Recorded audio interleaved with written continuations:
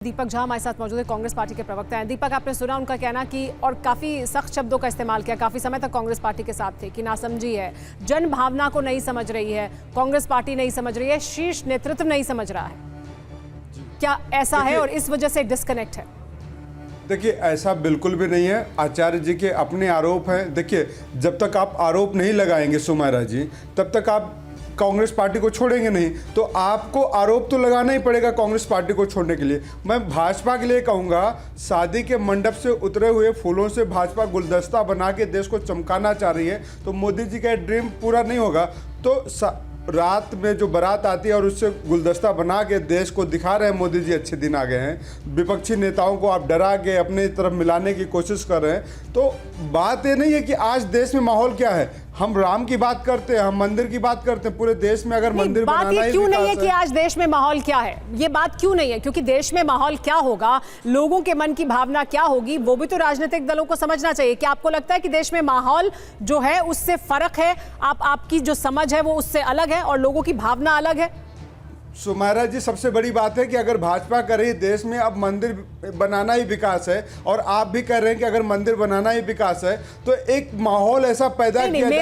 मेरा सवाल राम मंदिर के इनविटेशन से जुड़ा हुआ, जो प्रमोद कृष्णम कह रहे थे कि आपने उस इनविटेशन को नकार दिया, आप नहीं गए। क्या जन भावनाओं का अनादर किया या लोगों के मन में जो भावना है उसको नहीं समझ रही है कांग्रेस पार्टी और बीजेपी समझ रही है? क्या ऐसा है? क्योंकि बीजेपी यही कहती है कि हम समझ रहे हैं, वो नहीं समझ रहे हैं।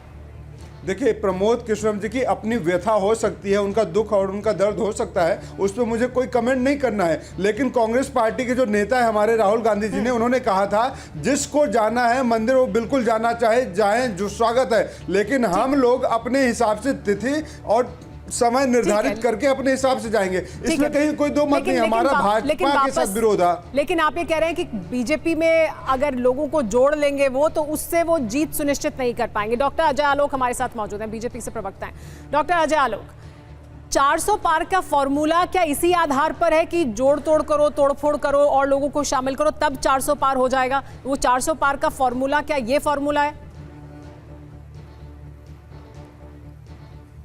सुमेरा जी, हम किसी को जोड़ तोड़ नहीं रहे हैं। सबसे पहली बात, हमारा दिल बड़ा है।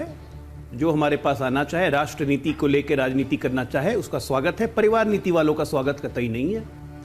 राष्ट्र नीति के लिए जो भी आता है बीजेपी में, वो आता है, वो अपना काम करता है। अच्छा, दो बात मैं कह दूं भी। सबसे पहले तो आचार्य प्रमोद जी चले गए, कालकी धाम में आज मैं भी था, उनको बहुत बहुत बधाई। ये काम पिछले 18 वर्ष के संघर्षों के बाद उन्होंने किया है, इसलिए उनको बहुत बधाई।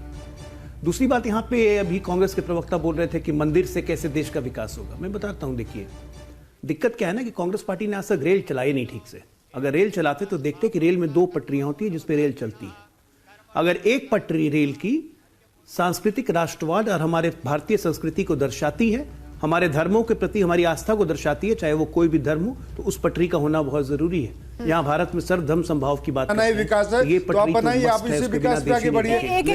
दूसरी पटरी और दूसरी बीच में नहीं बोलिएगा। देखिए, हम इस तरह से डिबेट नहीं करते हैं। मैं बिल्कुल आपको मौका दूंगी, लेकिन किसी के बोलते समय बीच में ना बोलें। जी बोलिए जाए,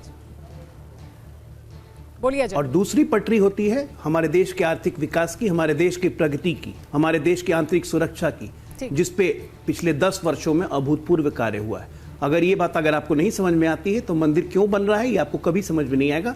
जैसे रामलला कैसे आगे 500 साल के बाद, ठीक है, ये ना आपको समझ में आया ना आपके घमंडियों को समझ में आया। ये दोनों आपस में लड़ मरिए, उसका बात अलग है। ये दोनों साथ साथ चलेंगे और यही बीजेपी की नीति है और एनडीए की नीति है। ये अलग कभी थे ही नहीं। ठीक है, मैं इस पर राजकुमार भाटी जी की प्रतिक्रिया ले लूं, लेकिन मैं जो आप कह रहे हैं कि हम तोड़फोड़ नहीं कर रहे हैं और कुछ ऐसा नहीं हो रहा है, उस पर मैं वापस आऊंगी। लेकिन राजकुमार भाटी जी, दोनों साथ में चलेंगे, सांस्कृतिक राष्ट्रवाद, मंदिर निर्माण, संस्कृति को बढ़ावा देना और उसको संजो कर रखना और साथ साथ विकास भी। क्या यही जो रणनीति है उसके तहत यहां तक पहुंचे हैं और यहीं से 400 पार में पहुंच जाएंगे? जबकि समाजवादी पार्टी तो कहती है कि कुछ हुआ ही नहीं है। नहीं, दोनों पटरियों पर बराबर काम चले तो सबको खुशी होगी, हमें भी खुशी होगी, देश को भी खुशी होगी। लेकिन सच्चाई इसके विपरीत है।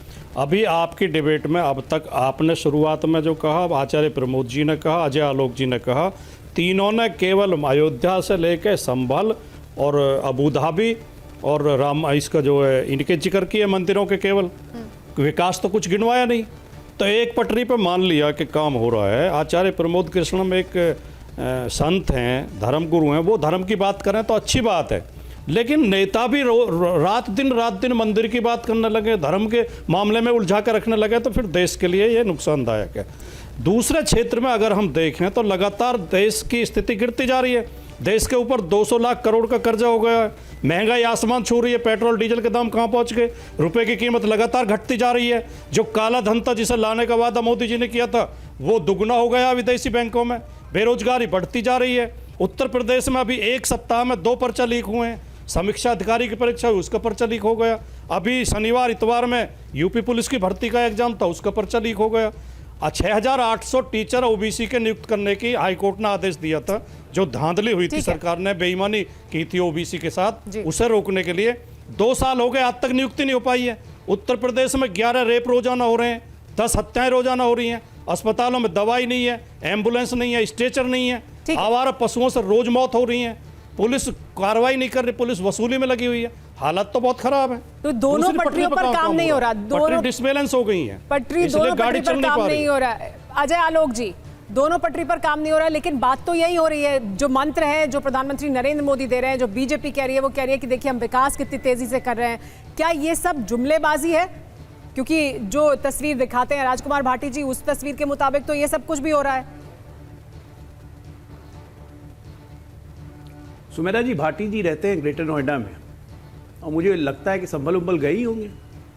आज से 5 साल पहले संभल जाने में लगभग 4 साढ़े 4 घंटे लगते थे भाटी जी के गांव से, आज मात्र 2 घंटे में पहुंच जाते हैं। पता नहीं कैसे हो गया है ना।